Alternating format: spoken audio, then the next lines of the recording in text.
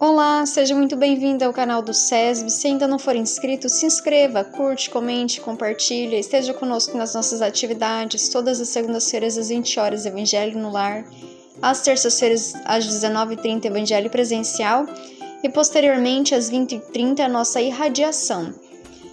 Todo sábado, das 15 às 17 horas, a nossa reforma íntima. Segue o nosso telefone para qualquer dúvida, nosso endereço.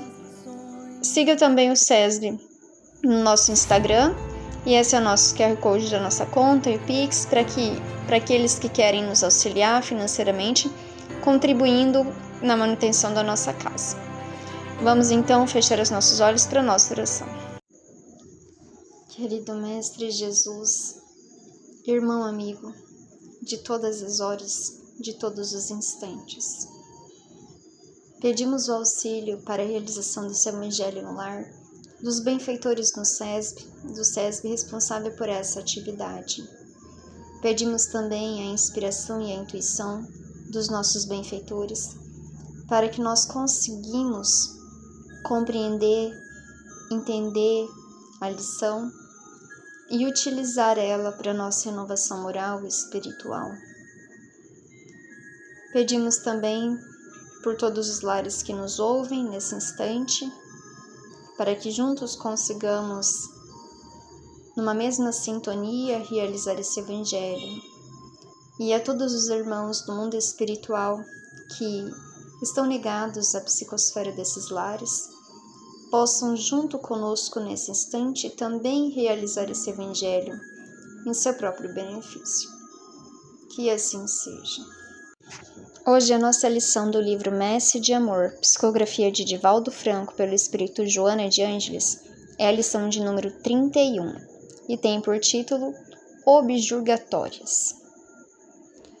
Explicas a rebeldia atual e a debandada das trilhas luminosas da fé, porque a decepção marcou as experiências religiosas em que te envolveste, povoando-te de aflição e relegando-te o coração de dor. Pedis paz e encontraste somente lutas. Esperavas tranquilidade e achaste inquietudes.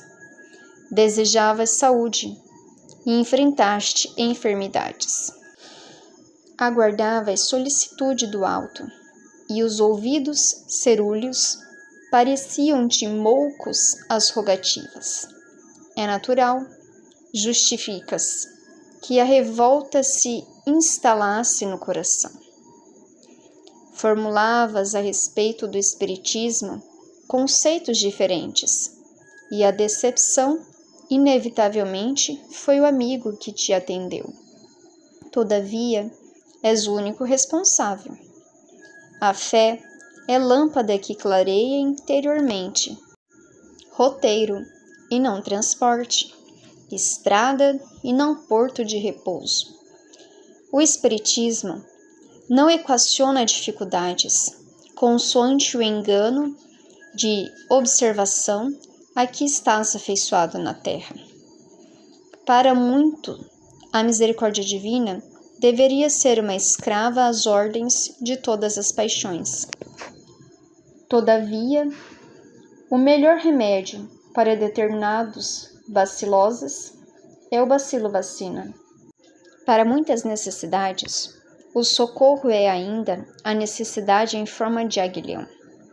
Deus nos ajuda, não como desejamos, mas consoante nossas reais necessidades. Para certas feridas, o cautério com ferro em brasa é o melhor método curador. Por que então fazer o nosso Pai, ou da fé nossos servos, transformando a justiça da lei que nos conduz ao resgate em preferencialismo para conosco, de maneira negativa e danosa? Devem receber mais os que mais pedem ou aqueles que mais trabalham?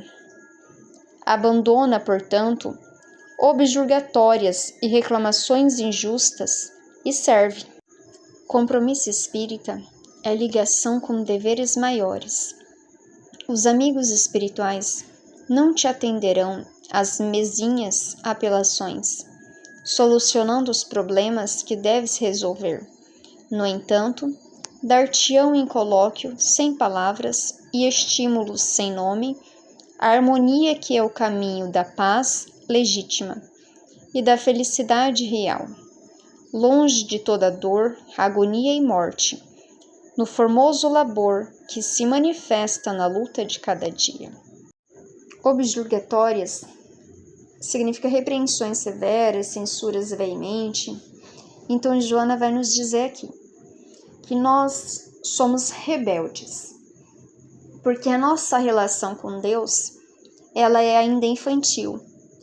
E a gente, vindo de religiões igualmente infantis, no sentido da relação com Deus, a gente acredita literalmente que a religião, que Deus é aquele pai, que é aquele que mais chora, mais mama, aquele filho que mais pede, mais é atendido, aquele que mais se mostra necessitado de tanto pedir e aquele que mais necessita ser atendido. E ela vai nos dizer assim que não, que a doutrina espírita, ela não é esse porto seguro no sentido de você chegou nessa religião, os seus problemas serão resolvidos, como se a religião fosse uma mágica e como se resolver os nossos problemas não dependesse da gente, eles dependessem apenas de Deus, e que tudo que nos acontece que a gente não concorda, nós estamos sendo injustiçados por Deus e aí explica a nossa rebeldia. No entanto, não foi isso que Jesus nos disse. Ele disse que o reino dele não era desse mundo. Então, nada desse mundo vai ser criado para nos servir. Pelo contrário, nosso espírito tem que servir das experiências do mundo, servir do que temos no mundo, para o nosso espírito, que é o principal. O nosso objetivo daqui estarmos é a nossa evolução, a nossa transformação moral. E como se dá a nossa transformação moral? Ela se dá apenas a exemplo dos budistas, vão lá no monastério, naquele morro e fica lá meditando apenas interiormente e pronto, alcançou a nirvana e eu não preciso mais nada. Ou, pelo contrário, pode ter reencarnações que a gente, como já fui falado na Reformation, que nós temos essa oportunidade de muito aprender, de ir nesse monastério e realmente ficar lá, mas com qual objetivo? Nos interiorizar, trabalhar o nosso interior, trabalhar descobrindo o que em nós necessita ser modificado, transformado, para então vir servir ao próximo. E ela diz aqui que nós tentamos explicar a nossa rebeldia, a nossa tristeza, a nossa debandada em relação às trilhas luminosas, em relação à religião, em relação à fé, dizendo que nós estamos decepcionados com as experiências religiosas em que nós nos envolvemos, povoando-te de aflições e relegando-te o coração de dor. Então a gente justifica a nossa rebeldia interna nas religiões, como se elas fossem culpadas de não nos servir e não satisfazer as nossas expectativas.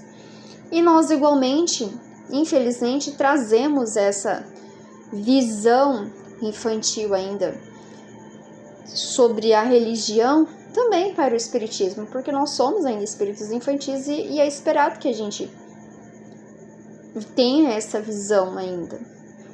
Então a gente pede paz e aí o que a gente encontra? Lutas. A gente espera tranquilidade e o que acha? Inquietudes. Deseja saúde e o que recebe? Enfermidades.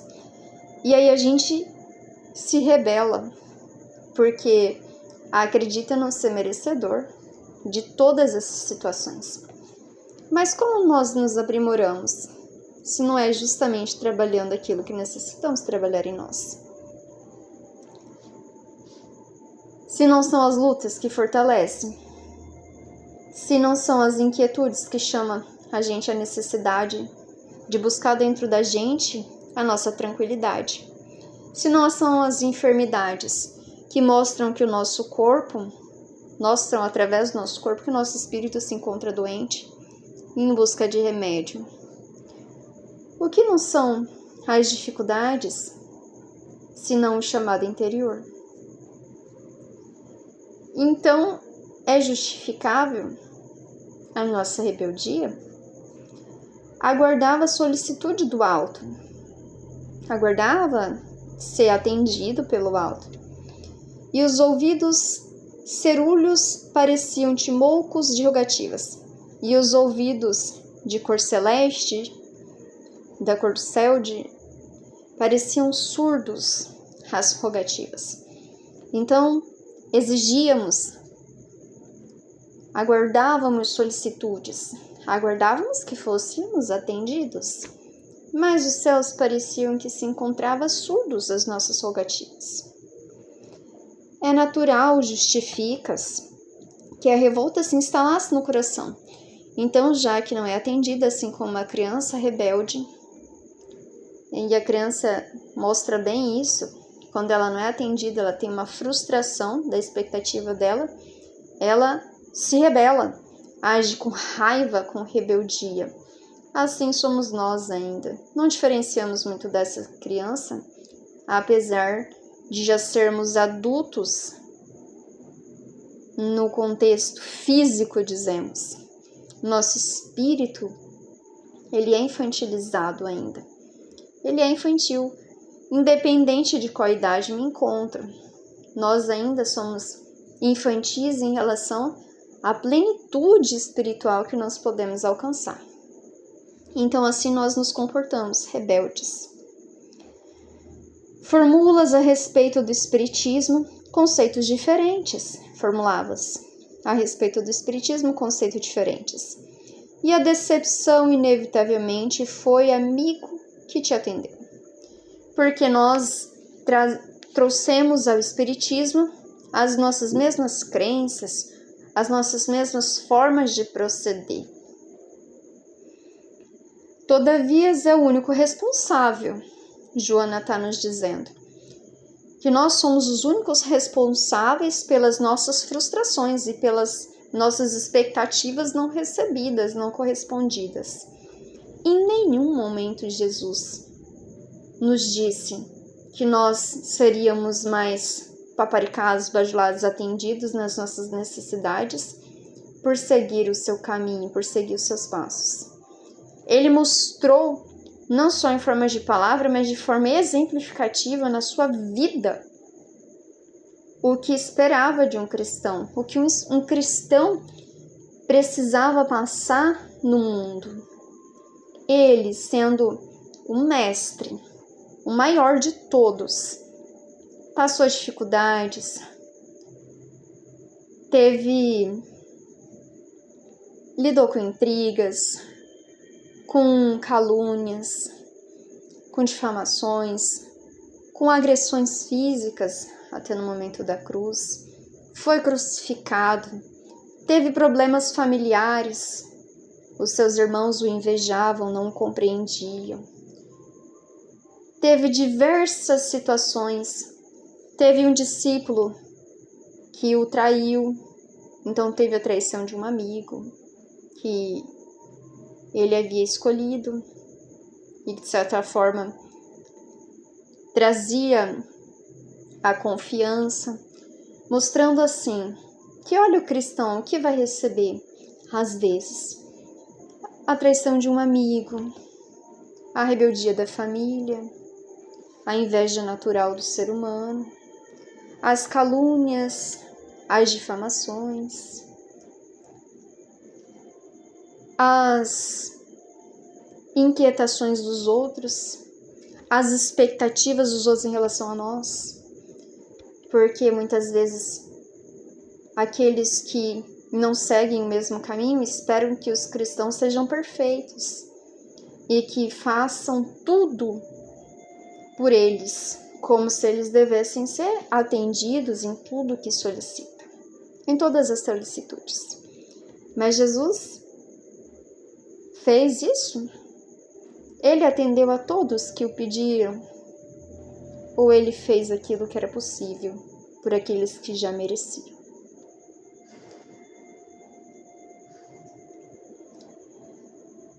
E ela está nos dizendo que a fé é lâmpada que clareia interiormente.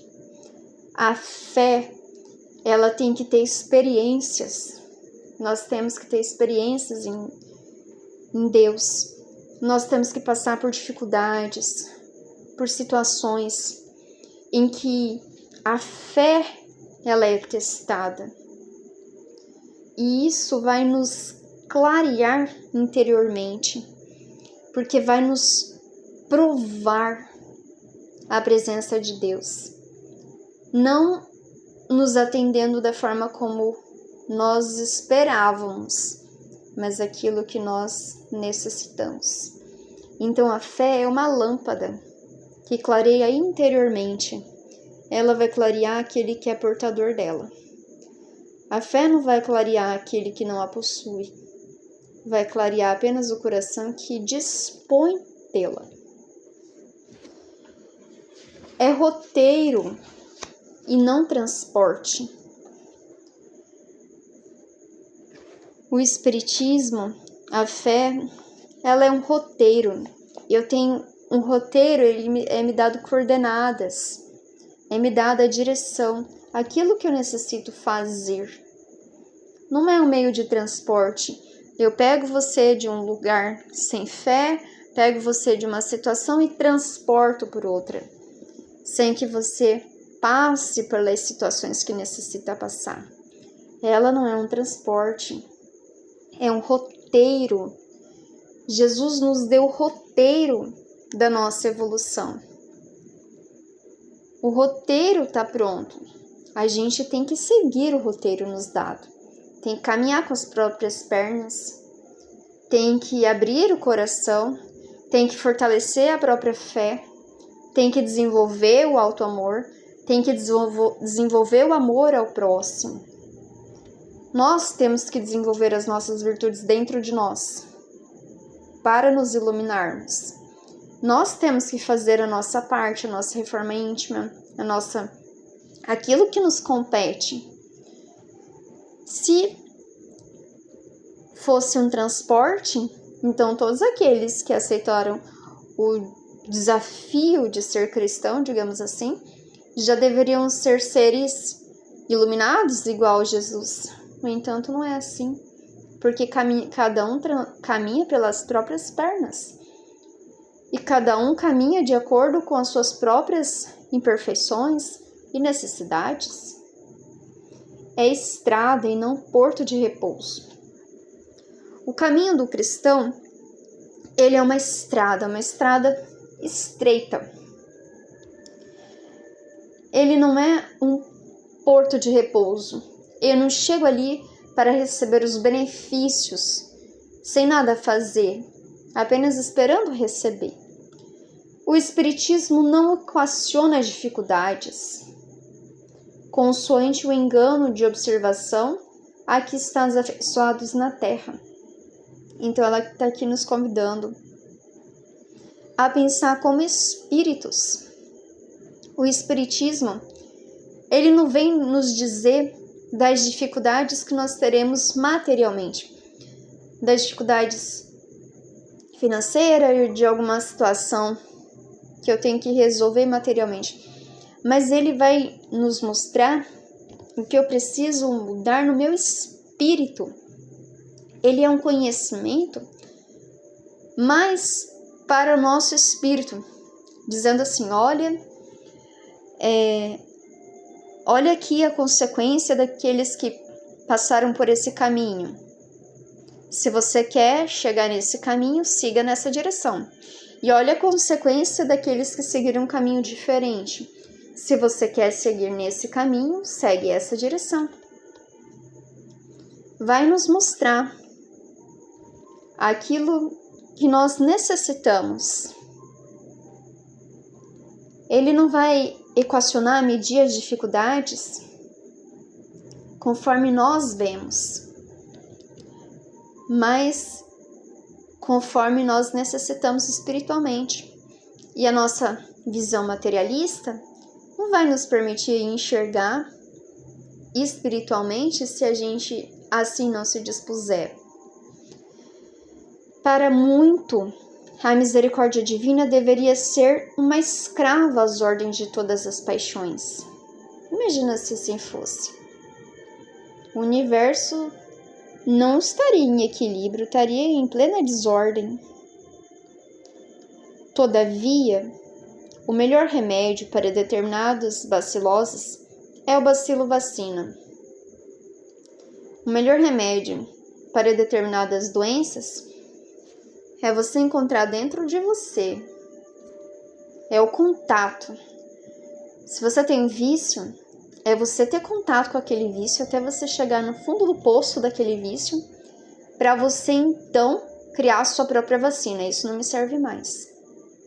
Isso já não me vai levar em um caminho que eu quero seguir. Essa não é uma direção que eu quero. É trabalhar dentro de você. A gente chega no limite da nossa imperfeição, para que nós consigamos ver onde ela vai nos levar. E se esse era um caminho que a gente desejava. Enquanto optarmos pelo caminho do erro, espiritualmente falando, nós teremos o direito de ir até o limite onde esse erro vai nos levar, para depois retroceder a caminhada. Então, às vezes,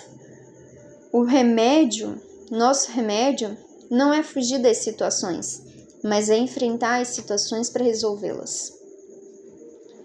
Para muitas necessidades, o socorro é ainda a necessidade em forma de aguilhão. Para muitas necessidades, o socorro é ainda a necessidade em forma de aguilhão. A dor é bendita. O aguilhão, aquilo que vai nos cutucando para que a gente caminhe, ele é bendito.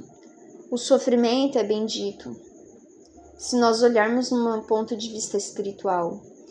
Porque se não fosse o aguilhão o tempo todo ali nos espizinhando para a gente caminhar para frente, se não fosse a dor nos chamando para olhar interiormente, como a gente iria encontrar Deus?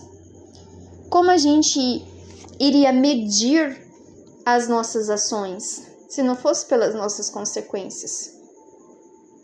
Se não fosse pela dor da consequência dos nossos erros equivocados, como a gente saberia que aquele caminho não nos faz bem?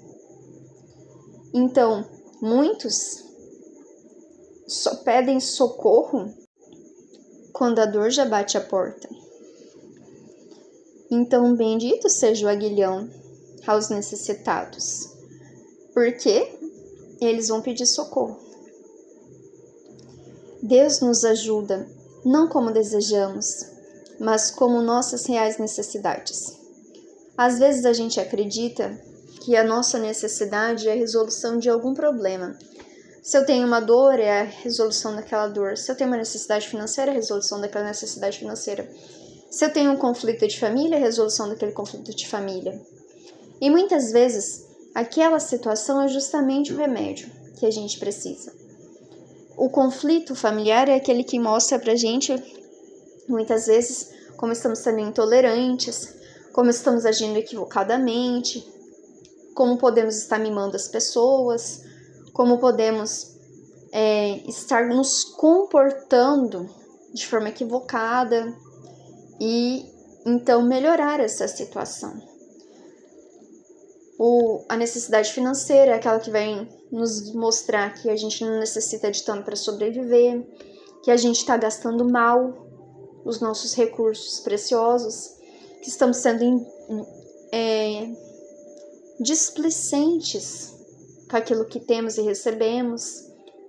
Então, quando temos pouco, Aquele pouco é utilizado apenas para necessidade, não nos permitindo o supérfluo. Então a gente vê o que é realmente necessário para sobreviver, o que realmente necessitamos e o que não necessitamos. Então todas as nossas situações da vida, Deus nos ajuda como nós precisamos e não como nós desejamos. Porque Ele sabe quais são as nossas reais necessidades. Ele nos conhece na nossa essência, sabe dos caminhos que já percorremos, os abismos que já caímos, o que nos fez levantar e caminhar. Então, que bom que assim é, que Deus não faz o que nós gostaríamos, mas o que precisamos. Porque já pensou se Deus ouvisse todas as nossas preces, todas as nossas rogativas e atendesse todas? Um pede: Senhor, em nome de Jesus, que o meu amigo morra porque eu tô com raiva dele. Aí depois eu me arrependo. E aí meu amigo morreu. E a minha culpa? Em nome de Jesus eu desejo o emprego do próximo. E aí eu consigo. Mas aí, e se o outro próximo quiser o meu emprego também? Então, bendito seja os benfeitores por nos atenderem não naquilo que nós pedimos, mas naquilo que nós necessitamos. Às vezes, no momento de depressão, pedimos a nossa morte, desejamos ardentemente a nossa morte e depois nos arrependemos. Já pensou se tivéssemos sido ouvidos? Ele nos atendeu na dor e não na morte, porque a gente precisa de vida para caminhar. A gente precisa da vida para resolver os nossos conflitos internos. Aqui, enquanto estivermos a caminho, é muito mais fácil. Para certas feridas, o cautério com ferro em brasa é o melhor método curador. Antigamente se usava bastante isso. Nas feridas, colocar um cautério, um ferro em brasa para cauterizar aquela ferida. E ainda hoje, em alguns procedimentos, é utilizado também o cautério. No caso, nos problemas uterinos, quando tem pequenos cistos, pode-se utilizar o cautério. O cautério, esse ferro em brasa, essa forma de curar as nossas feridas, às vezes é o melhor método. Por que então fazer o nosso Pai ou da fé nossos servos? Se nós não compreendemos tudo, se não temos a dimensão de tudo, se não sabemos sequer as nossas existências, os nossos erros, e assim não vemos a misericórdia agindo em nós, porque não sabemos os nossos débitos, a gente acha que qualquer unha encravada é uma dor tremenda. Mas a gente nem imagina que a unha encravada é o mínimo do que nós precisávamos para reparar. Então ela está nos fazendo olhar de uma forma mais espiritual, mais espírita para os nossos problemas. Por que ela nos faz refletir, nos pergunta: por que então nós fazemos do Pai, nós fazemos da fé nossos servos, transformando a justiça da lei que nos conduz ao resgate em preferencialismo para conosco de maneira negativa e danosa? Porque a gente acha que tem que ser preterido em relação aos outros só porque é cristão, que tem que ser protegido, que tem que ser retirado dos problemas só porque somos cristãos. Por que que a gente acha que nós temos que pedir a Deus e usar a nossa fé como nossos escravos, como os nossos servos, e não servir ao Pai, e não se utilizar da fé para conquistarmos virtudes em nós? Ela nos faz refletir.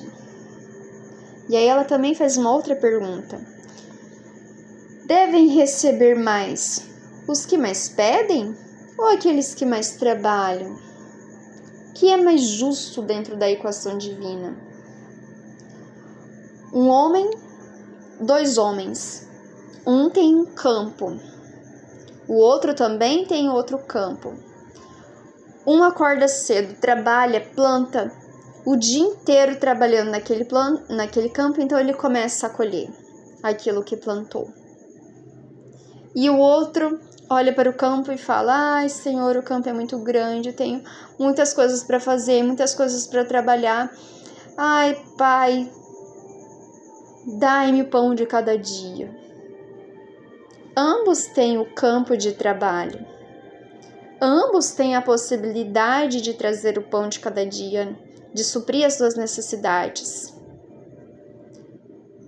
Mas seria justo aquele que mais pediu ser atendido? Ou aquele que levantou cedo, foi lá, plantou, arou a terra e produziu e depois colheu? Esperou tempo para colher e colheu? Ou aquele que chorou, pediu? Qual é justo receber?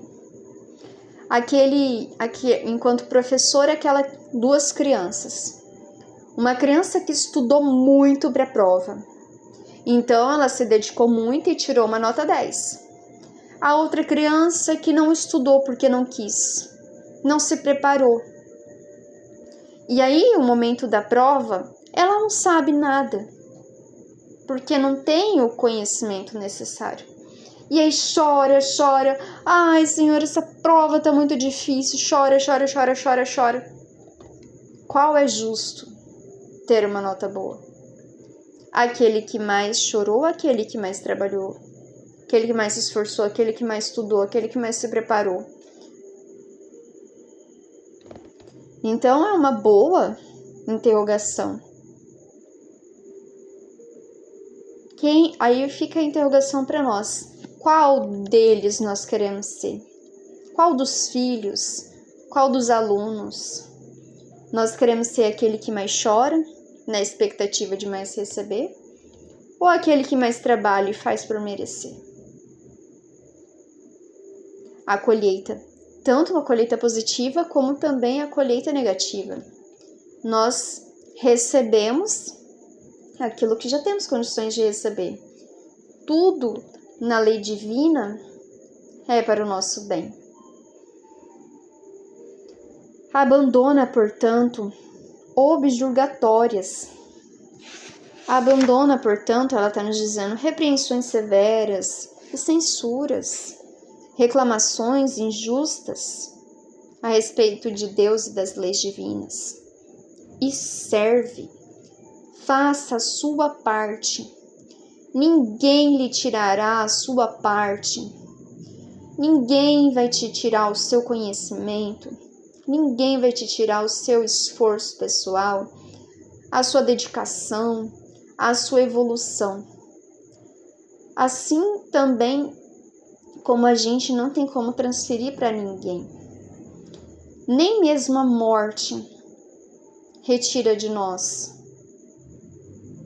Porque nós iremos para o mundo espiritual com tudo aquilo que trabalhamos dentro de nós. Com todas as nossas virtudes, com toda a nossa evolução, com todos os assuntos que trabalhamos e resolvemos, com todos os trabalhos, com tudo que servimos a Deus. Isso não nos será tirado. Compromisso espírita é ligação com deveres maiores. Ser espírita, ser cristão, é uma ligação com deveres maiores. Eu estou me credenciando a ter maiores dificuldades, maiores desafios, para eu melhor compreender e entender as leis divinas.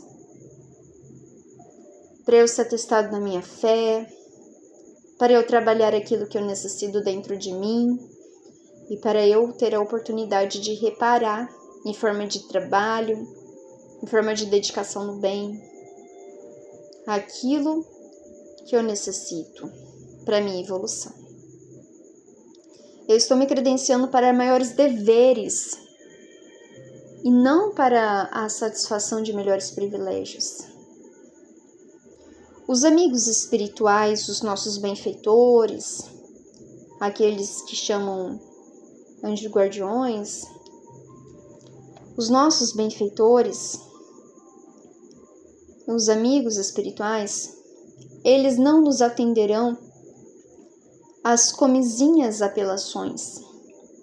Eles não vão atender às nossas apelações, os nossos pedidos, conforme nós os fazemos, solucionando os problemas que devemos resolver em nós, resolvendo os nossos problemas por nós, porque senão nós não teríamos mérito, não evoluiríamos.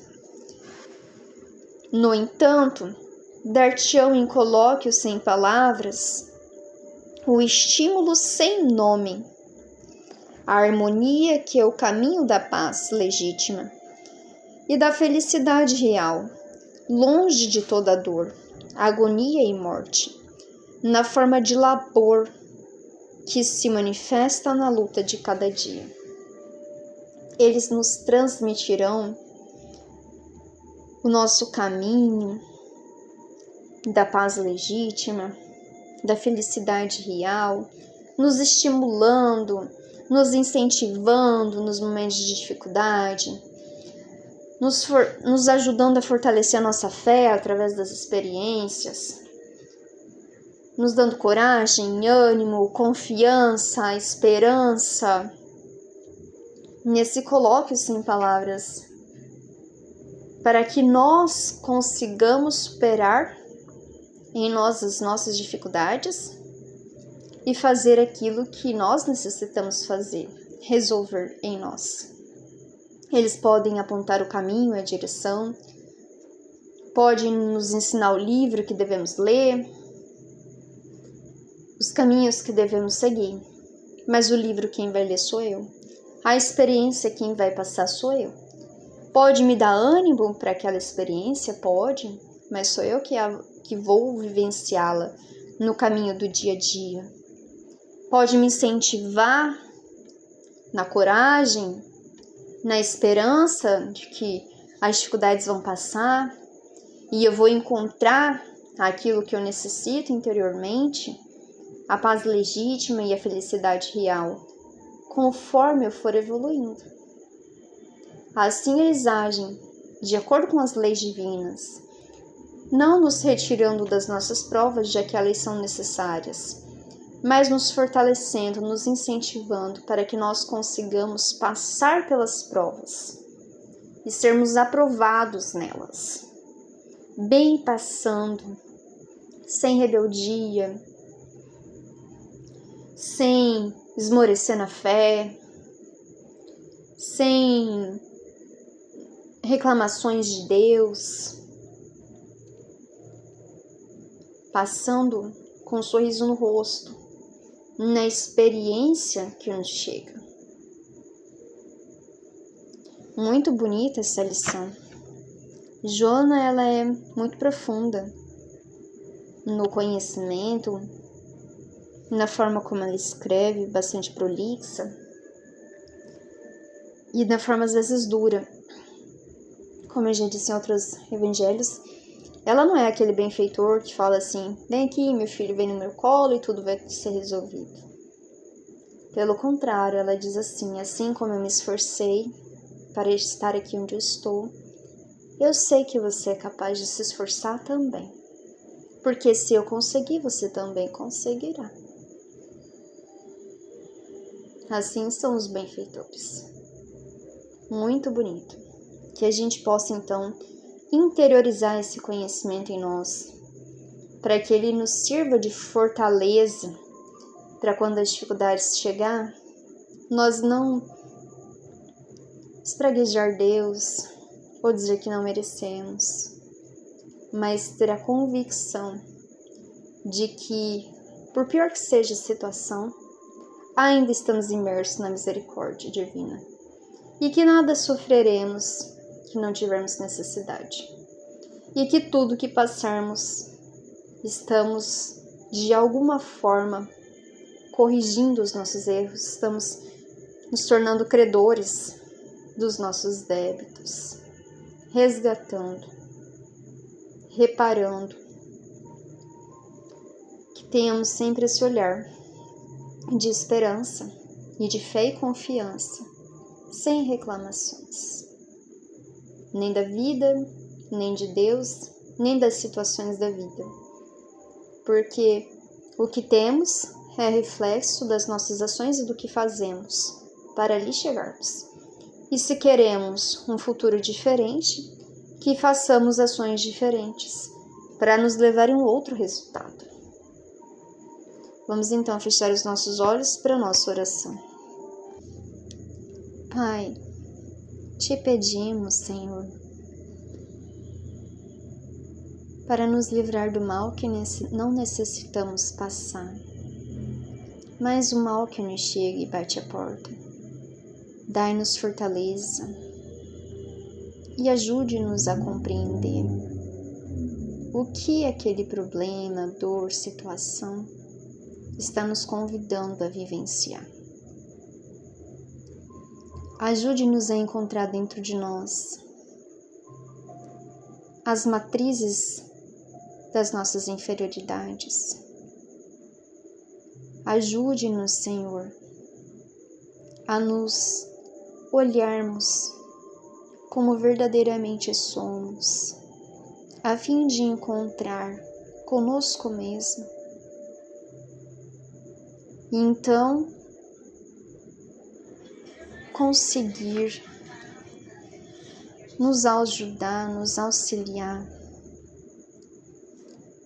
a melhorar em nós aquilo que necessitamos, aquilo que é uma limitação para a nossa evolução. Fortalece-nos nas dificuldades da vida.